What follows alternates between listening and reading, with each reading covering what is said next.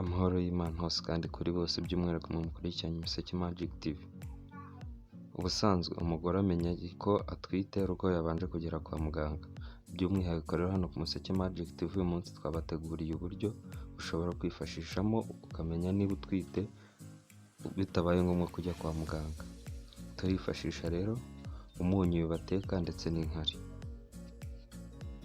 Ubusanzwe umunyu ugizwe n'ibinyabutabire sodium and chlorine. Iyo rero ufashe sodium ukayitandukanya na chlorine, icyo gihe ntabwo umunyu uba ukitwa umunyu ahubwo wahindutse ikindi kintu. Ibi binyabutabire rero udashobora gutandukanya bigahita bihinduka ikintu, twatanga urugero nk'amazi, diyama ndetse n'ibindi. Ibi binyabutabire rero udashobora gutandukanya bigahita bibyara ikindi kintu, ibyo ngibyo babyita pure chemical substance. Ubusanzwe rero umunyu kubera ko udashobora kuwutandukanya na sodium and chlorine, ibyo biwufasha kuba wapima HCG human chorionic genotropin. Uyu ukaba ari umusemburo ukoze mu myunyungugu ifasha umubiri gukomeza gukora imisemburo nkenerwa kuva umwana asamwe kugeza avutse.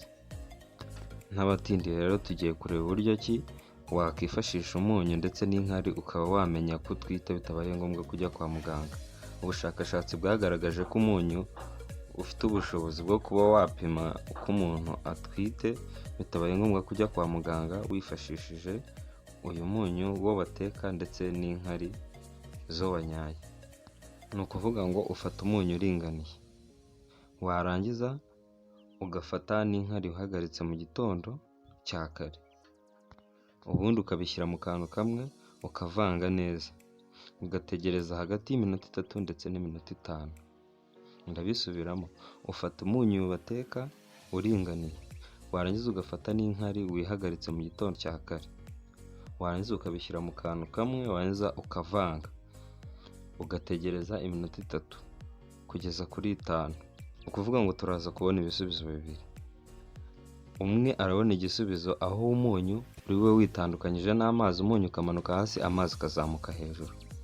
Undi arabona igisubizo cya kabiri aho biraguma byabaye ikintu kimwe, utabona wa munyu, umunyu wamaze kwivanga n'inkari. Ibisubizo rero ni ibi ngibi. Umunyu wagiye witandukanya n'inkari, ni ukuvuga ngo umunyu wamanutse hasi, inkari zizamuka hejuru, uwo nguwo ntago atwite. Ku bundi buryo, ku wundi muntu uwabonye inkari zagumye kwivanga n'umunyu, ni ukuvuga ngo byagumye kuba ikintu kimwe, uwo nguwo ni ukuvuga ngo aratwite. Ngumya kubashimira ko mwakurikiranye Umuseke Magic TV.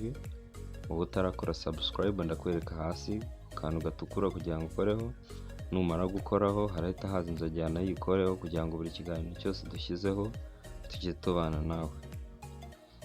Ibihe byiza kandi abakunda.